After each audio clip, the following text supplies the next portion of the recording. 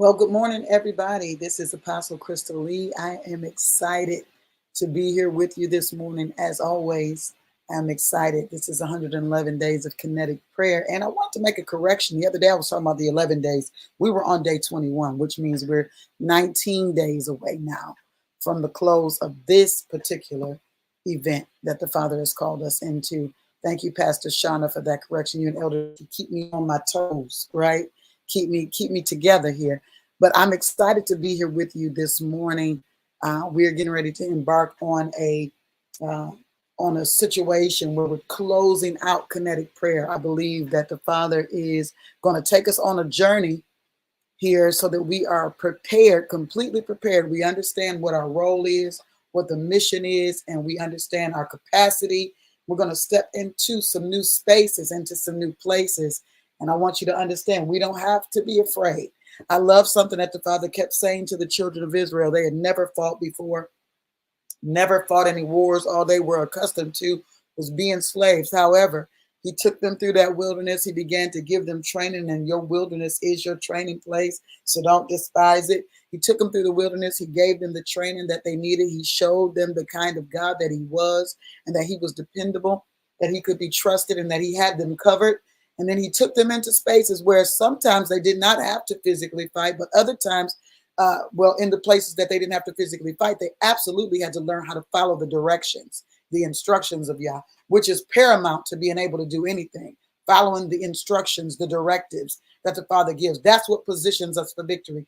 However, as things progress, they did have a military force. It's a thing that we often overlook, the fact that the Hebrew children actually had a military, and they were training while they were in that wilderness place. And so we see over time, this mighty force that they became, whether they were 3,000, a million, or 3,000 or 300, they were a mighty force, but they were a force that was moved by the power of Yah to do the battle and to exterminate every enemy or every force that was against them, whether it was 1 or 3,000 or 300, because we know that even with David, David came into a battle and he began to take out a giant that many people thought they couldn't take out.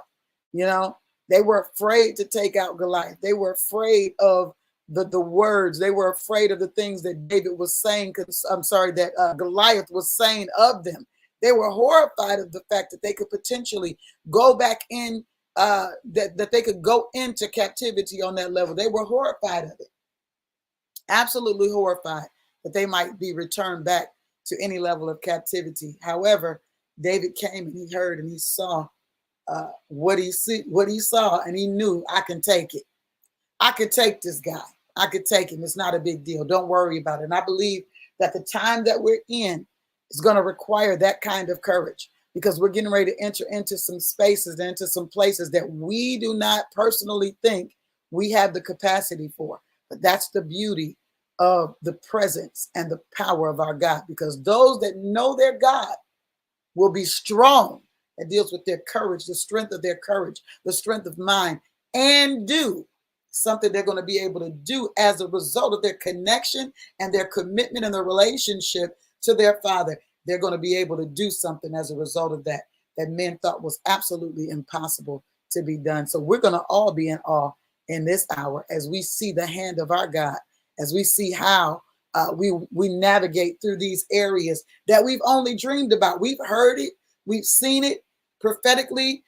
We've heard the vision, we've seen the vision, and so now we've been in that space of being cognitive of that vision, being able to receive, to accept it, so that we can create the actionable images that are related to it. And now it's required of us to step into these new dimensions, and so we don't need to step in afraid. We're going to need to identify some of the mysteries, the unseen realm, and the one we want to start with. We started talking about one yesterday. That was just kind of my indicator of a direction that the Father was going with this thing. We're going to talk about the manifested mind, because I believe that is crucial, one of the most crucial elements to the whole situation as it pertains to the mysteries of the unseen realm. How we see a thing, how we think about the thing, how we process that thing is everything. And so we're going to step into that space. I've got Prophet Marlise this morning with me. Hi, Marlise. You Good are on morning. Good mute. morning. Yes, I was on mute. I know, right? I was, yeah, Blessings, blessings. It's good to have you here with me once again. it's good to be here. Absolutely. I'm praying that my brother will get the message as well and step on with us because we're just going to kind of introduce this space this morning. I'm going to do my best not to go too deep into it because I want you to just kind of get an idea of where we're going first. You know, before you start any course on any level, you look at the syllabus, right? So you can kind of get an idea. You start getting, just a little bit of an idea of where we're going so you can start wrapping your head around the course, right? So that's the plan today. That's the plan. Amen. I see All right. Elder Vicky in the room. Blessings, Elder Vicky. We are all stepping into this dimension together. We're gonna walk it out to see the end of this thing, to see the outcome, to see the outcome of what we've been prepared for, to see who we become in this part of kinetic prayer. I think it's gonna be fabulous. I think it's going to be absolutely fabulous. Prophet, do you want to share anything before we jump in this morning? Um, let's just kind of do an overview. I mean, of things that you remember about kinetic prayer. It could be absolutely anything. Just do a brief overview of things that you remember in kinetic prayer. And if you want to go back to yesterday, that would be great as well, just to give them a refresh on yesterday. All right. So, oh Lord, so much on yesterday, but that's funny. But right now, what I am, you know, the things that I'm going back in my head about was the fact that what we say, how we speak, can determine a lot. We can curse ourselves, we can bless ourselves. How we how we should be conscious of how and what we say in this season, in this timeline, and knowing what you're saying. What is it that you're saying? What is it that we're dealing with? Um, the other thing I keep going back to also is the vibrations, the kinetic waves, the sound waves, the frequencies. Because a lot of times, what's in the heart, the mouth speaks, right? But that's a frequency. From the heart to the mouth, there's a frequency. Yes. And we have a chance to actually, cut that frequency if it's not right. Because we know when it's not right. We know what's in our hearts. We know when we're in our emotions and our feelings, but we don't necessarily take the responsibility to, take control of them sometimes. Hmm. Bring them into captivity. That's right. We're supposed to bring it into captivity. And so to have those thoughts, to have that speech that doesn't represent Yahweh or the kingdom well, we have to be mindful because we will have what we speak. We will have it because the atmosphere don't know no different. They don't know about the exclamation points and the fluctuations and the tones and all of that other stuff. All the things that we use in the dialect. Okay. All he knows is the words that were spoken. And if the words that were spoken put together, those words put together, formulated a negative or a positive, that's exactly what's going to manifest. Hmm. So, even if you don't know something, be studied. Go back, study to show thyself approved. Don't be don't think, oh, you got to have it all together. Just go and study to show yourself approved. That's it. Absolutely. No mishaps, no mistakes. Come on now. You know, Yeah. So those are the things that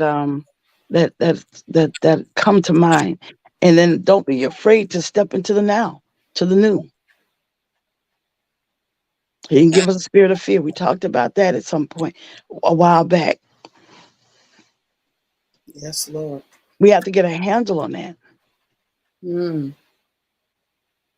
We're not supposed to operate in fear, doubt, speculation, nor are we supposed to operate in uncertainty. That you may know Hmm.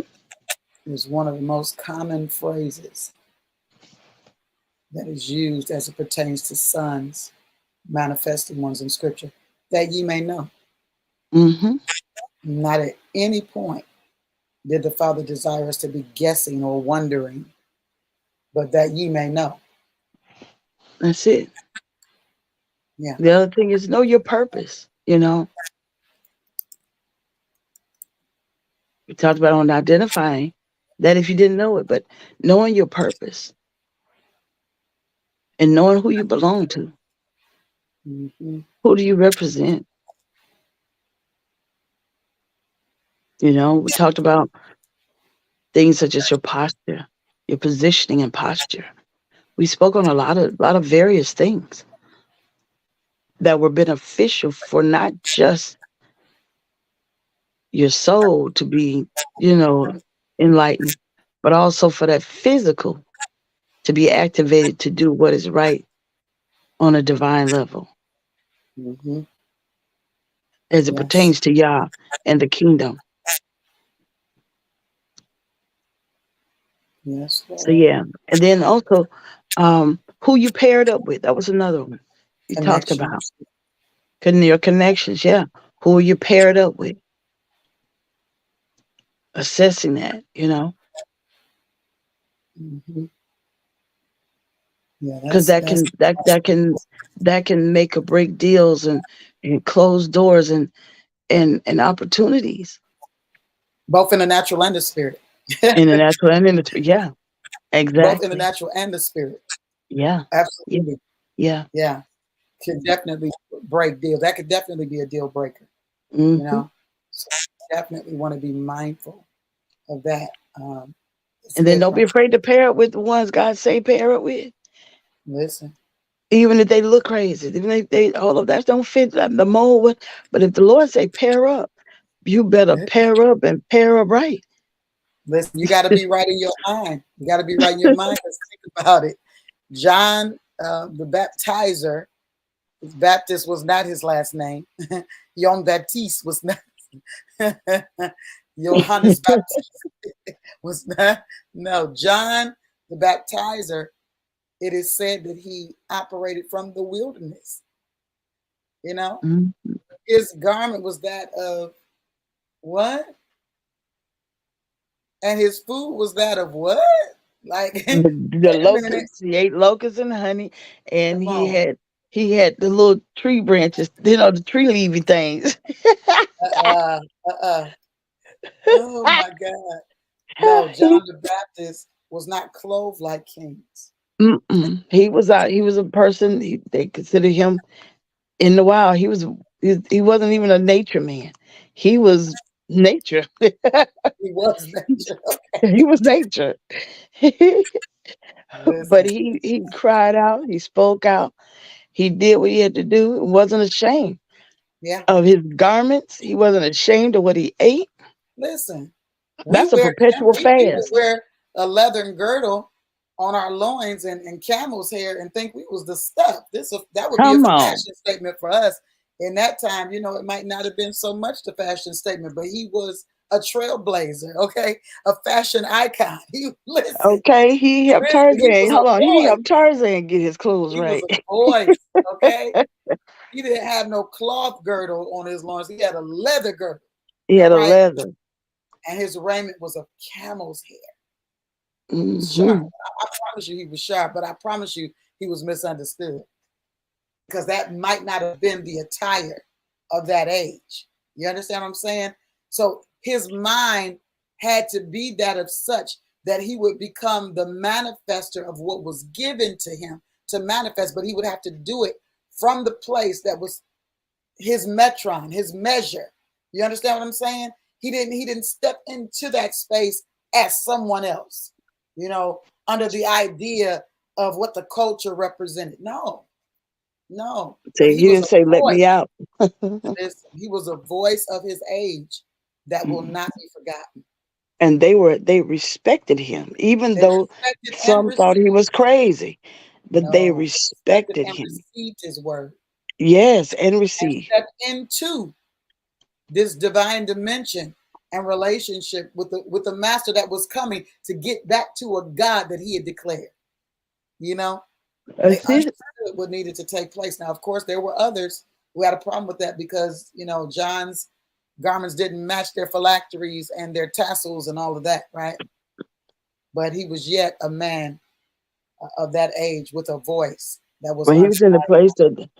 place that the Lord called the disciples to go to, the wilderness. Go out. He was in the testing ground. He was the prophetic. Mm-hmm. He was the prophetic voice of the testing ground Mm-hmm. to declare appointment and the testing ground, because he was declaring that the Mashiach had come. He was declaring that the appointed one for that hour that was going to shift them from that one space that they had been in to another. This happened. The same thing happened with Noah. His parents saw him and they said, "Oh, now we're going to step into a peace that we've not had before. Now peace is going to come." And it did. Mm-hmm. He brought peace to his generation. He brought them out of the captivity of the earth at that time, out of that captivity of that space of testing and what's the word that he gave us?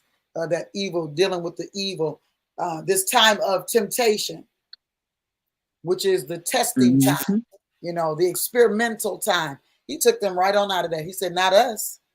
This family will not be challenged in that area." And this is why the scripture deemed him to be a righteous man, not because he had never made any missteps or anything like that, but he kept his bloodline pure.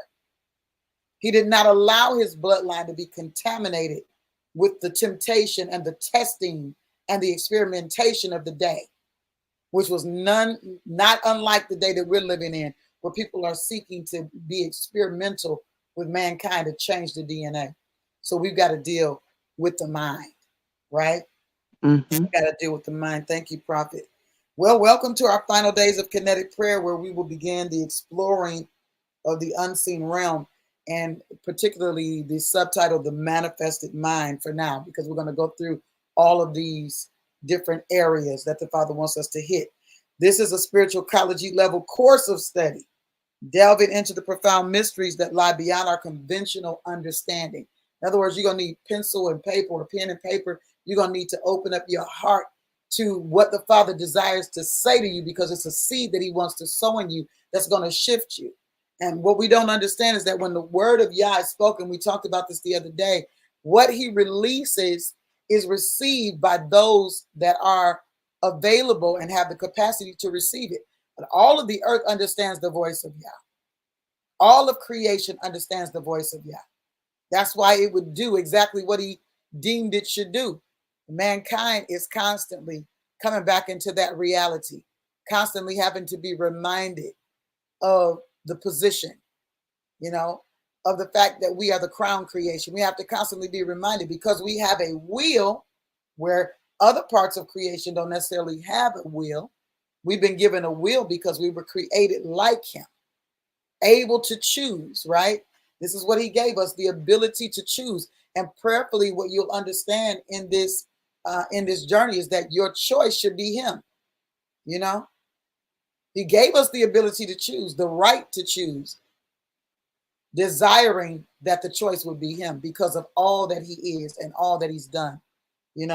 So in these final days of kinetic prayer, our journey begins with the recognition that our faculties, both naturally and spiritually, our ears, our eyes, our mouths, noses, our minds, are not merely tools of perception, but are gates. They are entry points into realms. And we are the sons that Daniel prophesied would be given the kingdom. the ones whom John the Revelator foresaw escaping the dragon's wrath in the wilderness, and the seeds that are of the seed of the woman declared by Moshe, that was destined to crush the head of the serpent. We live in a world where many kingdoms and monarchs are striving for control. Okay? They're striving for control, but our focus is on the fact that restoration of the throne is ours as rightful heirs. As a result of the history of the second Adam, you know, that's the Mashiach, whose appointment of sacrifice was made sure, retrieving and returning all rights to the sons of Yah. His life was a testimony to true metamorphosis of sons, exemplifying the journey from mortals to monarchs, sons capable of identifying, receiving, and navigating the mysteries of the unseen realms. So let's engage with the first mystery, the manifested mind. Together, we will explore intentional operation in the supernatural, understanding our purpose as divine answers to the conflicts of earth. As heirs to an eternal and perpetual throne, we will take our rightful place in this end of the age. So much is going on in the world, in the earth right now, but the Father is absolutely calling his sons. You know, Paul talked about that higher calling.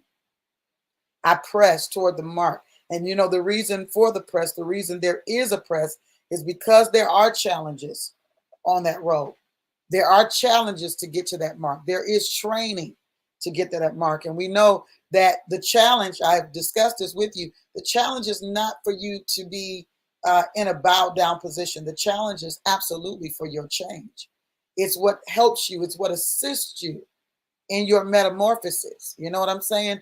When that butterfly goes into that space, he begins to go into the mind. It's just an amazing thing how the the caterpillar, that's what I'm dealing with now. We ain't metamorphosized yet. Okay. The caterpillar, he goes into the mind of his mission. When he gets into the mind of that mission, he begins to go and find him a branch to hang upside down on. But before he gets to that branch, he begins to consume everything that is needful for him to consume, for him to become. It's such an amazing process. He begins to eat and just indulge until he grows so fat, you know, so full and so filled with all that he needs that he goes and he finds a branch. No more time to eat. We've been talking about not being those that hoard the word, you know, not being just consumers, but being those that are contractors with Yah.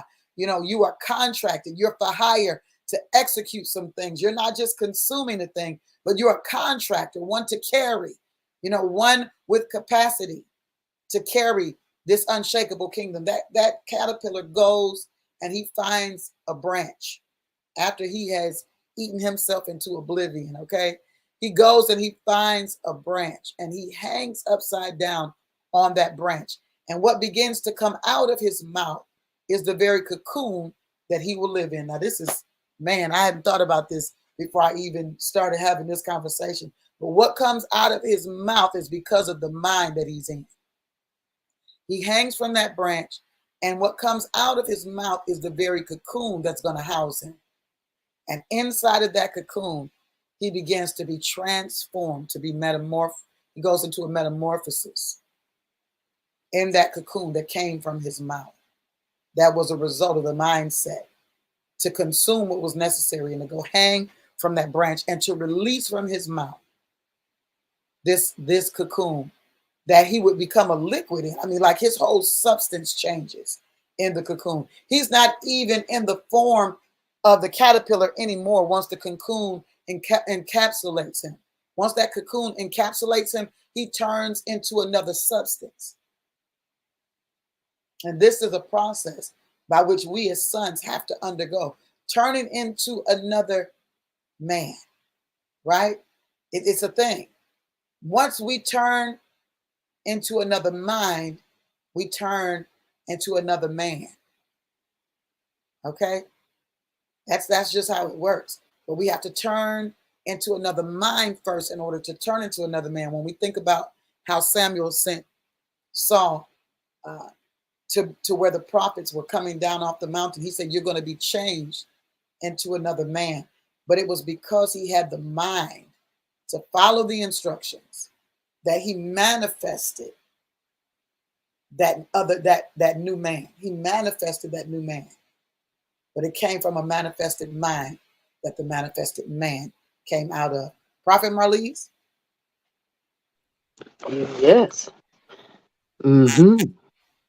The Yeah. transformation. Transformation. Transformation. Metamorphosis. That metamorphosis. It's a A lot of serious times word. we think when, we think about the caterpillar and we think about how you said what comes out of his mouth is what encapsulates him. Mm. What comes out My. your mouth encapsulates you. What Yeah. comes out of your mouth consumes you. What comes out of your mouth creates you. Yeah.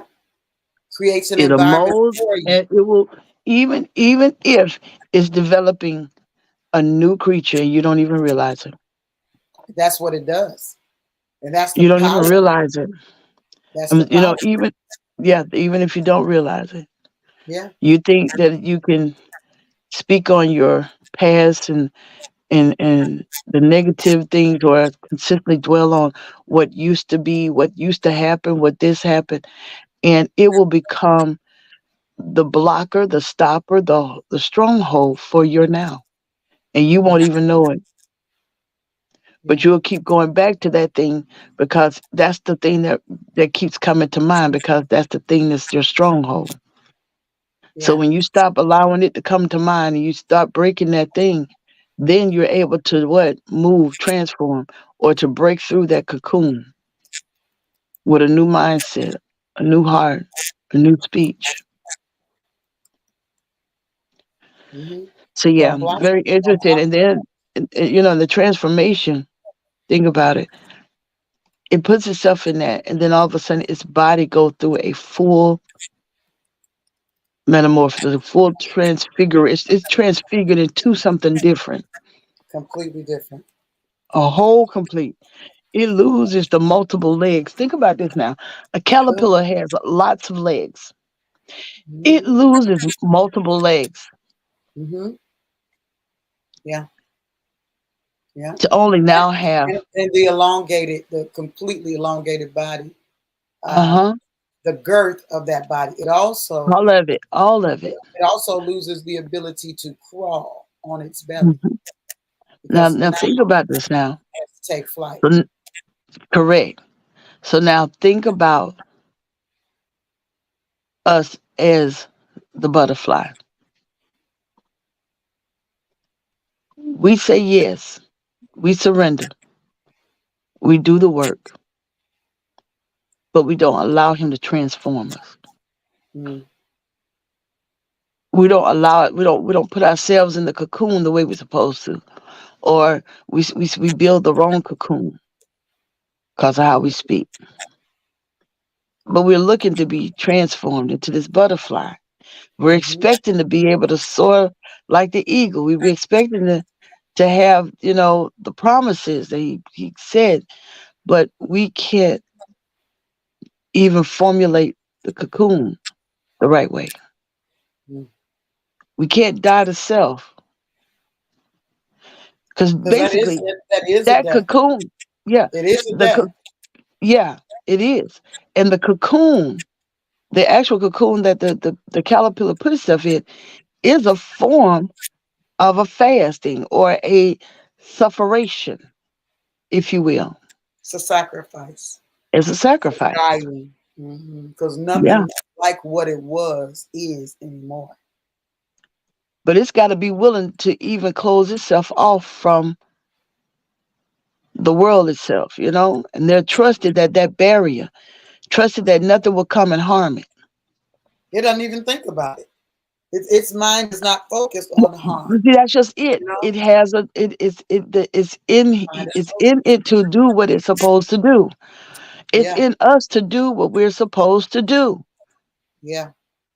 But we worry about the circumstances that's going to be taking place on the outside of the cocoon, and we worry whether or not it's going to come and affect us. If it's going to Mm-hmm. come hinder. If he said you're supposed to be in the cocoon, then be in the cocoon. When he says, okay, you're supposed to shed off this stuff, then shed it off. Right. Die to If your it's flesh. your Release time to those things. consume, Separate then yourself. consume. Come out from among them. And that's what the butterfly Right. does. It comes out from among them. Yeah. And it goes into isolation. It goes into seclusion. It goes into sanctification. People say, well, go ahead and sanctify yourself. Prep yourself. And okay. Mm-hmm. But it goes through a metamorphosis. So even the mind is said is different.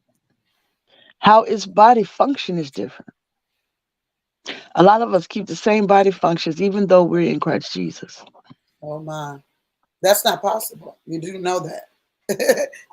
You do know that. And that's one of the biggest things, Prophet, that my mission is about as an apostle, is to bring people to authenticity, because that's a complete lie and a complete deception in the minds of men to think that they can be in him and still be what they were. It's Hmm. not possible.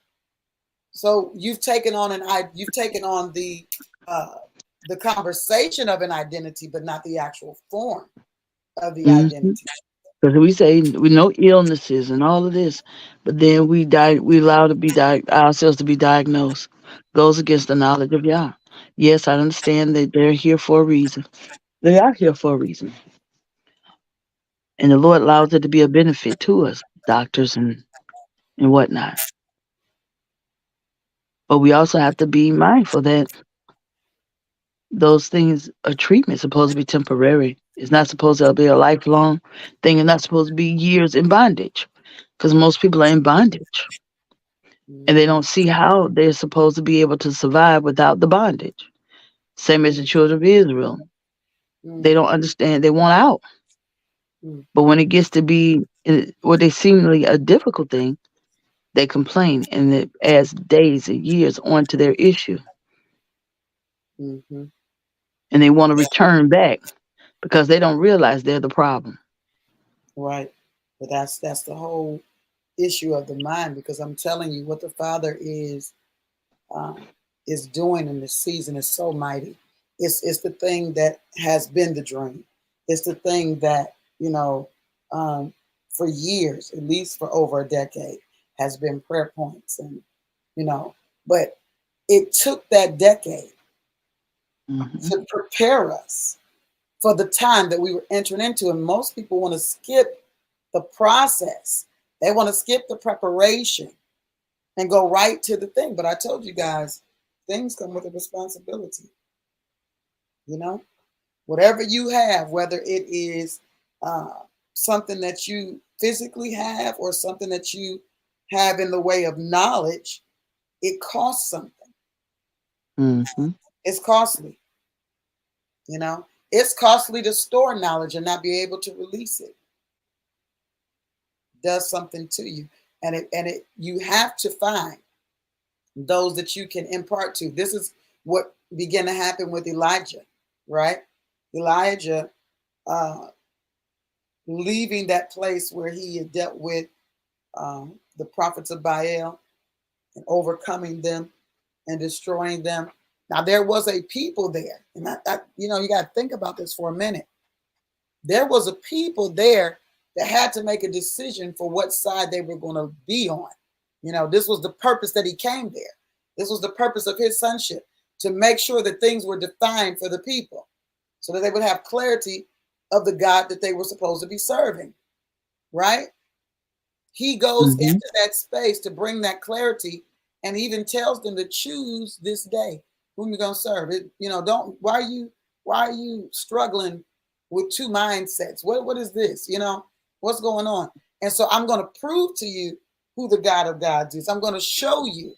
Not going to just tell you about it, but I'm going to show you. And this is the season that we're in, where we're going to be coming against the prophets of Baal, where we're going to be coming against the giants. Why? For the purpose of proving to people who Yah really is. Hmm. Because to these people that we're getting ready to encounter, to this dimension that we're getting ready to step into, to these industries and to these places that we're about to show up on the scene, to them we look like David. You know, Y'all gonna send this little boy out here to fight me for real? You know, to them we look, yeah. Y'all don't have nobody with no sword or no shield. Like they really getting ready to come out here with this 12-year-old soul company. They really getting ready to come out here. You know what I'm saying? We've been operating in this industry and dominating this industry, and you talking about 12 years, you've been doing what you're doing, and you about to come in and seize control of some things and establish other companies that are going to take up shelf space. Wait a minute, what the heck is going on here? You know, then there's going to be an opportunity for many of them to either be as those that were in Haran to say, you know what, I think we need to make. Would you just not hurt us? That's all we want to. We just want to, you know, we just want to make a covenant with you. We understand your strength. We see that there's something going on here that's beyond our, you know, beyond our pay grade. So what we want to make sure of is that we're not injured in this process. You know, but this is the thing, you know, that David had to step into that place, understanding who he was, and it was all a part of his mental construct that allowed him to identify, you know what, he wasn't like the caterpillar. He wasn't thinking about the cocoon. He wasn't thinking about none of that. This is on automatic. See, when you step into a space where you've been in worship and you have been allowing the Father to show you and to use you to do things that most people would think are impossible. His brothers wasn't out there slaying lions and killing bears. They was in the house chilling while he's out here defending the sheep. See, it's some things that we've had to defend, even if we thought we had to defend ourselves in seasons, right? There were some things that we had to defend in other seasons. And that was simply the training ground for what you're about to do on a larger scale. Going to defend the people with your products and services. You get ready to defend the people, you know, with what you're bringing to the table. It's going to be a defense for the people. But it takes a mindset. You got to walk in unafraid. That's it. That's it. And you can get online, Apostle Ace, because you got a link. You don't have to talk from the chat this morning. Yeah, but this is the place. This is the place that he's calling us to the manifestation of mind. Understanding that what we are manifesting is of our mindset, is of what we are, you know, entertaining. You know, it is what we're entertaining that we're allowing to take root in the mind. That is what we are manifesting. You understand? Even as it pertains to how we're connecting. How we are connecting. The scripture talks about this. When we started out talking about that, ye may know. That's so important because everything that the Father has spoken is about us knowing something, because we understand the need for wisdom, for knowledge, and for understanding. We understand how that gives us a greater capacity to do what we're called to do. Without those three, then we're paralyzed. We're going to be subject to staying in cycles. And you remember what we talked about the other day, and I said this to somebody yesterday. I don't remember who it was, but it was somebody I love. I don't know who it was. But I told them the way to break out of that cycle, you got to do something. And what you got to do is something outrageous. You know, you got to put your faith in a position where you're challenging your challenge. You understand what I'm saying? You're stepping up into a space. It's like the dream that I had when I was on the four-wheeler, right? And I came to the edge of the street. I could look all the way across from the left and to the right was street there, but it was cut off. And now here I am on this four-wheeler. Somebody was with me. I'm on this four-wheeler, and I looked at them because the Holy Spirit said jump. And I looked at them and I said, listen, we got two options. We can stay on this level or we can jump. And going in the position I was going, it looked down, but down was really up. I don't know how to explain it to you. It wasn't a demotion. It was a promotion, but the promotion came because of faith that I entered into that other realm. And I said, listen, I'm jumping. I don't know if you're with me or not, but I'm jumping. And I put that thing in forward motion and hit that accelerator. I went off the edge of that, went off the edge of the ground that I was on. And the thing wasn't tumbling down, but because I made the decision, I got to see the result of that decision. Because I stepped into that space, I got to manifest something that my mind was able to wrap around. I heard him clearly say, you got to jump. Can't stay on this level. You got to jump. And my first thought was, we're dealing with the manifestation of the mind, the manifested mind. My first thought was to speak to the person that was with me to let them know I'm about to shift, you know?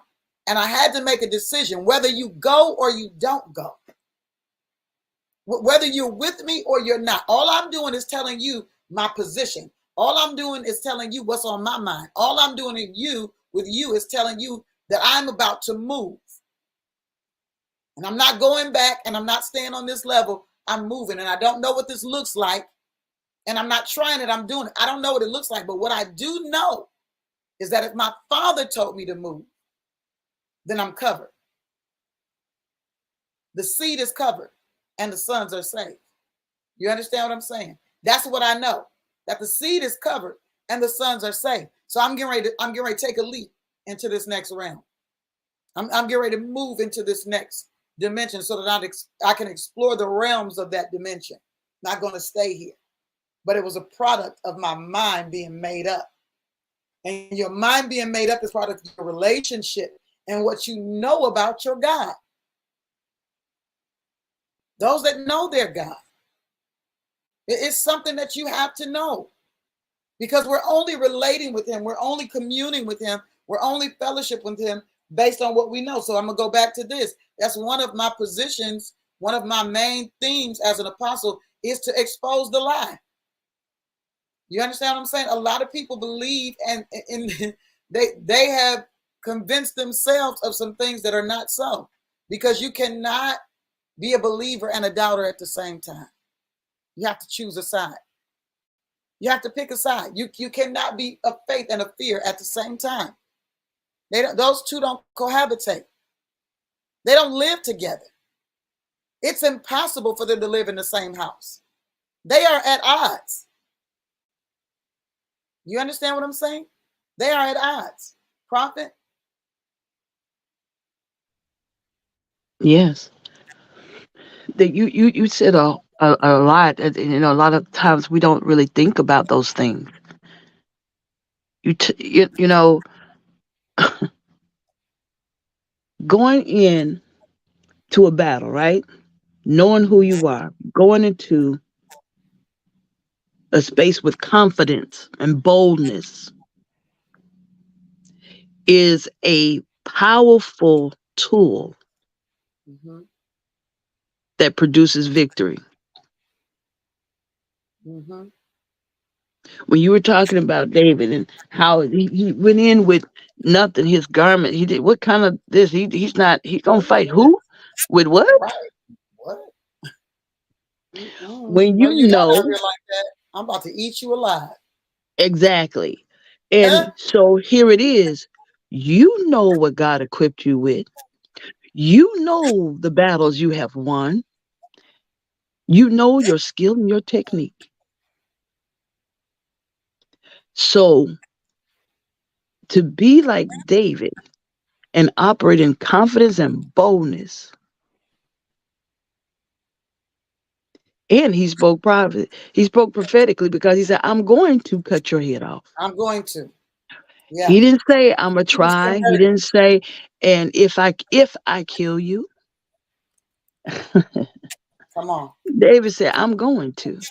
But now that you mention that, think about what Goliath said, because he said this arrogantly. He said, now if I win, no, if y'all win, we gonna serve y'all. Right? But if Mhm. we win, he said that in a confidence of, I know what this gonna look like. Yeah, I know what this is about to be. Because he was used to the people who were shorter, who were to be intimidated by his size. But do you know size don't matter Come on. when you have when you have his promise, when you have his power, Come when on. you have his purpose. When you have his spirit and his mindset, Uh-oh, you're walking into it, stepping into it. when you have what he has given you, David walked in a Yeah. boldness and a confidence, standing on the authority of whom he served. We sometimes Mm. don't even stand on the authority whom we serve, even in small situations, let alone big ones. But this is why I keep saying and having this conversation, because the word says, "Though that know their God."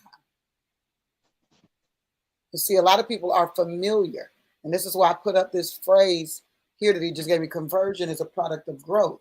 You got to grow into relationships. You got to grow into that. You know, it doesn't happen overnight. It's not an overnight thing. Now you can be introduced, but not actually be related. You know, you can be introduced, but not actually relate to something. But the desire of the Father is that his desire is that we relate with him, not just be introduced or be familiar with something. Because a lot of what Mhm. people are using as familiarity is not even proper familiarity. You're not even familiar with the true authenticity of who he is. You're more familiar with what people have told you about him. So this is My how we Lord. fall into this mindset of, oh, he's love. Oh, he's. That's how we fall into that. He is love, but in his love, he's also wrathful. You know, in his love, he also corrects. In his love, he's also a warrior. In his love, he's also jealous concerning us and don't want to share us with no other God. Don't want to share the time that we're supposed to be worshiping him with something else. In his love. Okay. But if we only have that one aspect and don't really understand what love looks like because of our trauma, because of what we have, been challenged with in life, because what we've been faced with in life, right? Then we start attributing what we've been challenged with and the trauma that we've been faced with at the hands of man on projecting that on the Yah. And this is why he said, I'm not a man that I should lie, nor the son of man that I should repent. If I said it, if I declared it, I'll bring it to pass. That's who I am. I'm not out here trying to blow no smoke. I'm not out here. You know what I'm saying? Because it's a lot of people don't understand. You got to understand the difference between those that are there for the right purposes and those that are there just to blow smoke and to keep you on a path. Hmm. Just lead you up. You don't understand. The path that they're trying to keep you on is a path that's leading you off of the original path that you're supposed to be on. It sounds good. It boosts your ego. All of those things, great, right? You feel good about it. The conversation gave you some ego boost or whatever. But the reality is your situation hasn't changed. So are they there to bring change to your situation, or are they there to become a greater hindrance to where you are? Right? Absolutely, like walking with a cloud and fire. That's it. Under his guidance, you know, it's under his at his lead. And see, when we know that he never fails, so why are we in fear of failure? We're stepping out. He never fails. Do you know you have everything you need, whether you had a course or not? It's so amazing to me over the course of my life how I wound up in these spaces in different places and how the Father would give me something that people had to go to school to get. You had to go to school to know this. He seeded me with it. He gave it to me as a gift.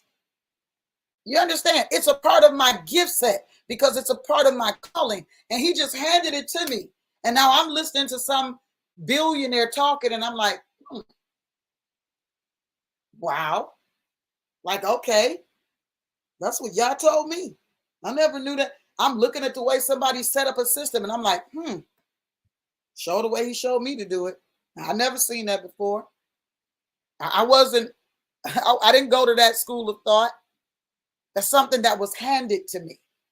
So we cannot squander the thing that the Father gives to us. This really is still in alignment with that prophetic cognition. We're going to be talking about that to the Mashiach return, because That's a place that has to be explored. You have to be in acceptance of the thing that the Father reveals to you prior to, before time, foreknowledge, foresight. These are things that the Father gives us, that gives us an edge and gives us an insight into things that we haven't even gone to school for. We haven't even been in rooms for this. But the Father draws us into a space and says, this is what I want you to know. So now we got to go and we got to start researching and we got to start digging it out. Why? Because something has been revealed that's on the mind to be manifested. So as we're stepping into these rooms, as we're stepping into these spaces, and I'm still telling you guys that if you have not established your businesses, anybody who's been walking with me for any length of time, that's a conversation we need to have. Because if not, then when the transfer begins, when the transfers happen, you're not going to be in position to receive. Because the transfer that's taking place at the end of the age is going to be from business to business. It's not going to be from person to person. The reason a person is going to be given to you is because of the business that you have, because of what you're taking or bringing to the marketplace. It's not going to just be because somebody just dropped something in your lap because they just like you. You understand what I'm saying? It's going to be connected to something that you're supposed to be producing. You understand what I'm saying? Something that you're supposed to be bringing to the marketplace, something that you're supposed to be producing is going to be the cause of you coming into that space of transfer. And I was looking at something the other day and I saw, oh Lord, what's his name? We call him Uncle G in the business world. Grant Cardone. Saw him the other day and I heard something that he said, and this was in passing. I had pulled up the video, but I didn't get a chance to watch it yet. But he made this statement. I'm about to say something prophetically to you guys. He made this statement that I've never owned any gold. Gold is a thing of the past. Let me tell you something. What the Father does in his earth is he resets it. When a thing rests, it replenishes. Okay? And so where there are places that people have dug out, and you heard of the gold rush and you heard of all of these different things, right? And so now in the settling of that space, untouched, it is replenishing. Okay? It is being restored to its original setting. Yes, something has been extracted from it, but the earth understands replenishment. The earth understands that. It understands the need to keep producing.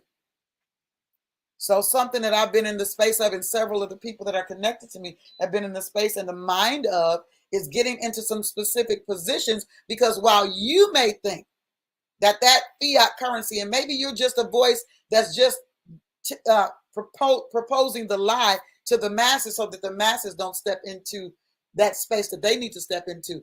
However, if you think that fiat currency is going to be the perpetual answer and that we're not going to return to a specific standard, then you're deluded. We're going to have to. The standards are real. And as the sons are coming back into power, then the standard is going to be resurrected, because what was in the garden, what was in Eden, every resource that would be necessary for them to have dominion. You understand what I'm saying? So we're going to delve into this concept of the mind of monarchs, because this is important. And the mind of monarchs encapsulates two different points of view: domination and manifestation. Okay, we're going to deal with the definition of what a monarch is and what these items are: the domination and manifestation, creation, multiplication, and regulation. These are the elements of the minds of monarchs: definition, creation, multiplication, and regulation.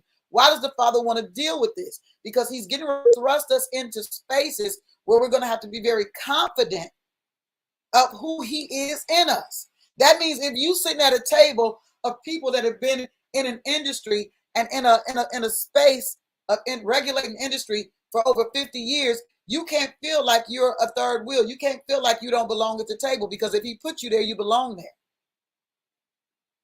If he places you there, then you belong there. You can't feel like, well, I'm just going to be at this status in my life, at this place and this status in my life for the rest of my life. No, if he's giving you a vision, then you're going to have to identify with that vision to ask him, okay, well, what is the instruction that goes with this vision so that I can step into that space unashamed, unafraid, unintimidated.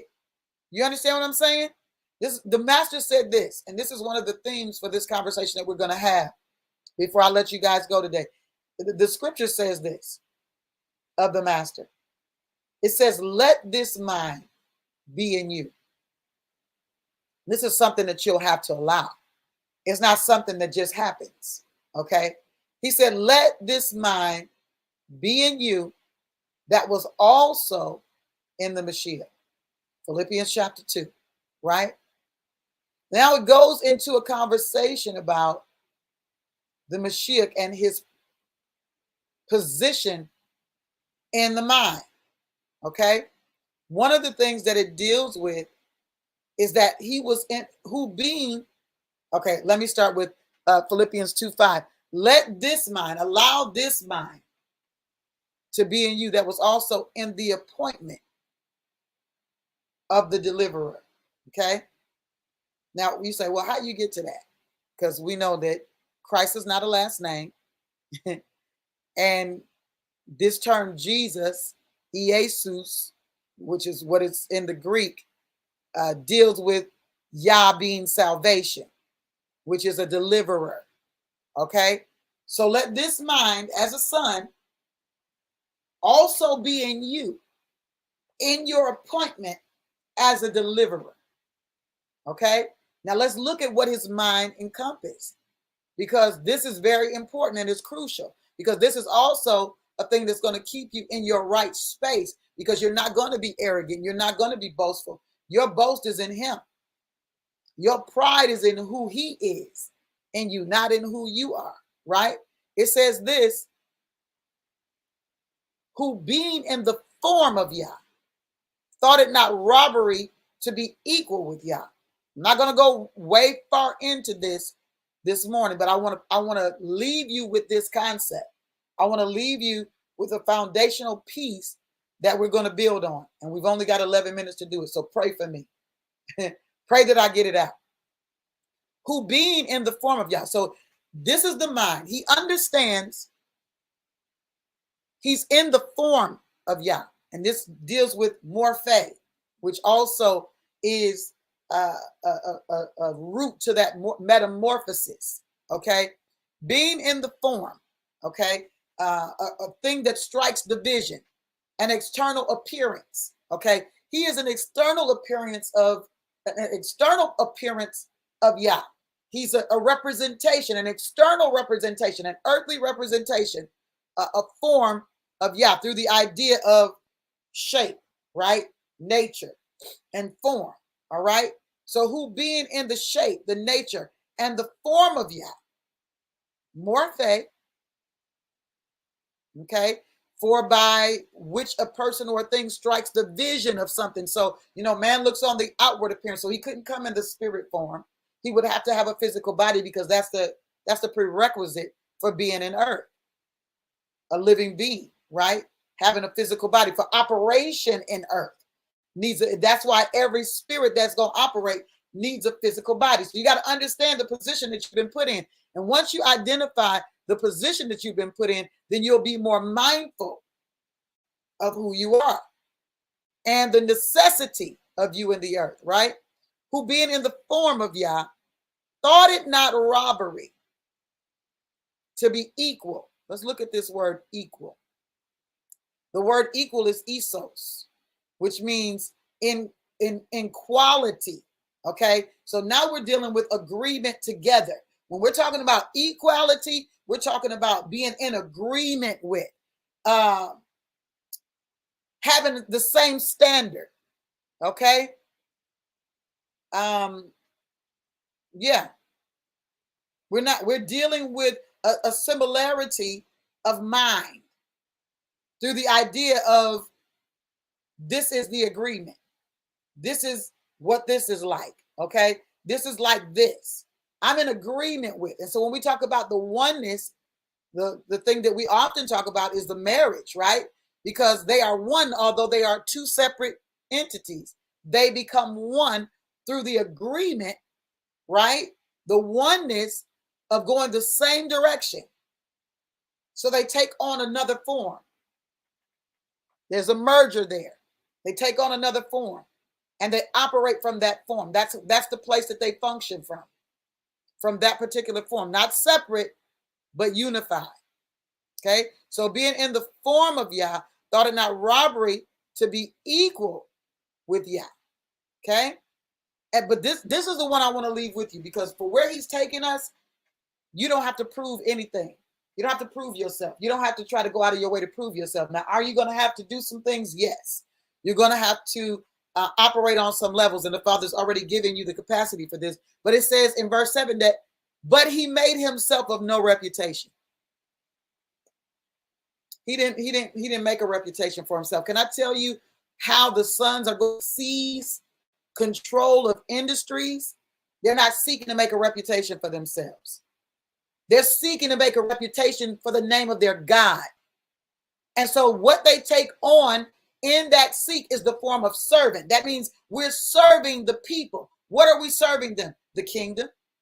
Just like these major conglomerates are in their labs doing what they do, creating their products and this, that, and the other, and their witches are there praying to their gods, releasing on the product what they want to release on the product, so that when you utilize it, you become a benefactor of the diabolic nature that they've released onto that product. It's serious out here in these streets, but people don't understand, because we don't understand the enemy that we're up against. Therefore, we don't have an appreciation for purity. We don't have an appreciation for authenticity or divine things. We don't have an appreciation for that, because we have become so accustomed to the world and all of the accoutrements of the world. We just do stuff without any thought of really what's taking place. But we're going to delve into some things this week, because I want you to understand that there are some methods and some mechanisms that have been put in place to try to divert the mind of monarchs. And so the beauty of us being in the monarchy is that we are a part of an eternal, a perpetual kingdom that cannot be overthrown. But you'll only operate from that if you take your seat, if you understand the space that you've been called to. Otherwise, then the diabolic monarchs are going to rule. They're going to reign, right?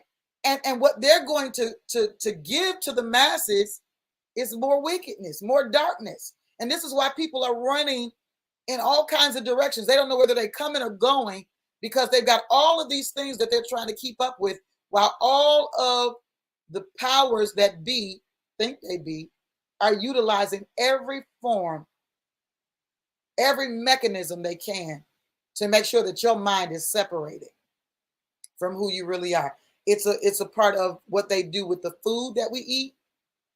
You know how many men are becoming feminized because of how they eat? Worry less about whether your joint is working, because your joint not working is a product of the food that you eat. It's a product of what you're consuming, both naturally and spiritually. But what's in the food is causing mankind to not operate in the way that they were created. When I said joint, I'm dealing with what do they call this? The lack of ability to perform sexually. I can't think of the term that they use often. Impotence. Impotence. I was thinking Erectile dysfunction. I was thinking of impotence, but it is impotence, right? I need to look up what this is that I was thinking of. The quality of being impudent. Okay, yeah, I need to see what was on my mind. Okay. They're genetically making eunuchs. That's what they're doing. They're genetically eunuchizing. Yes, that's exactly what's happening. And so you got to understand that a lot of what you're dealing with, I said I want to deal with the manuscript that deals with not just what you're eating, but now what's eating you, because of what you're eating, because of what you're consuming, both naturally and spiritually, whether it's the food that you're eating, because we know that man doesn't live by bread alone. So man has to live by words as well. Now we look at it from the perspective as a believer, but by the word, every word that proceeds from the mouth of Yah. But you got to understand, this is a divine principle. It's a spiritual principle. So if man doesn't only live by what he eats, he lives by words that he hears. Right? And that life is either going to be the life that is built on the words of Yah, what he's releasing, what he's forecasting for our life, or it's going to be words that we are, drip or gravitating towards because of our appetites, what we like to watch, what we like to listen to, what we like to see, environments that we like to be in. Some people just like drama, some people just like drama. So they watch the Housewives because that's who they are internally. They're debased. And so they're using every mechanism that they could potentially use to bring man into a deluded state. You can't be a monarch and be deluded because you got to make decisions. And your decisions got to be something you're going to live with, because they can't be rescinded. You got to have a confidence in the decision that you make. I like that you brought up that with David. He had every confidence. While the giant was talking about some if, then David said, this is what's about to happen. Let me give you a visual on what's about to take place. I'm about to knock you out clean. Okay.